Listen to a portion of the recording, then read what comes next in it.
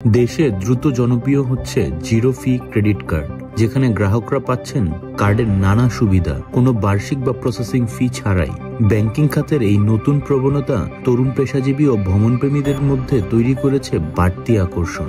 বাংলাদেশ ব্যাংকের তথ্য বলছে, গত এক বছরে ক্রেডিট কার্ড ব্যবহার বেড়েছে 65%। 2025 সালের এপ্রিল পর্যন্ত মোট সক্রিয় ক্রেডিট কার্ডের সংখ্যা দাঁড়িয়েছে 25 লাখে। তবে এই ক্রমবর্ধমান ব্যবহারের সঙ্গে গ্রাহকরা বছরে প্রায় 1500 কোটি টাকা ব্যয় করছেন বিভিন্ন ফি বাবদ। Issue fee, annual fee, EMI processing charge, over limit fee, সব মিলিয়ে এটি অনেক সময় হয়ে ওঠে বাড়তি বোঝা। এই পরিস্থিতি বিবেচনা নিয়ে দেশের প্রথম জিরো ফি ভিসা সিগনেচার ক্রেডিট কার্ড চালু করছে প্রাইম ব্যাংক পিএলসি। নতুন এই কার্ডে নেই issue fee, annual fee, EMI বা ট্রান্সফার ফি, এমনকি এসএমএস অ্যালার্ট ফিও নেই।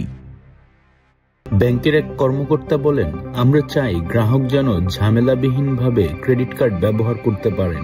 জিরো ফি কার্ড তাদের ব্যয়ের চাপ কমাবে আর ডিজিটাল পেমেন্টে উৎসাহ যোগাবে। বিশেষজ্ঞরা বলছেন, এই ধরনের কার্ড ব্যাংকগুলোর মধ্যে প্রতিযোগিতা বাড়াবে। আগামী দিনে গ্রাহকরা ফি মুক্ত বা কম ফিতে আরো বেশি সুবিধা আশা করতে পারেন। বাংলাদেশে ক্রেডিট কার্ড এখনো শুধু বিল পরিশোধ বা ভ্রমণের সীমাই নেই, এটি হয়ে উঠেছে ডিজিটাল লেনদেনের নতুন শক্তি। আর জিরো ফি মডেল এই পরিবর্তনকে আরো গতিশীল করে তুলবে বলে মনে করছেন বিশেষজ্ঞরা। জিরো ফি ক্রেডিট কার্ড গ্রাহকদের আর্থিক চাপ কমানোর পাশাপাশি বাংলাদেশে ক্যাশলেস অর্থনীতির ধারণাকেও আরো এগিয়ে নিয়ে যাবে। আগামী দিনে এই প্রবণতা পুরো ব্যাংকিং বাজারকে পাল্টে দিতে পারে।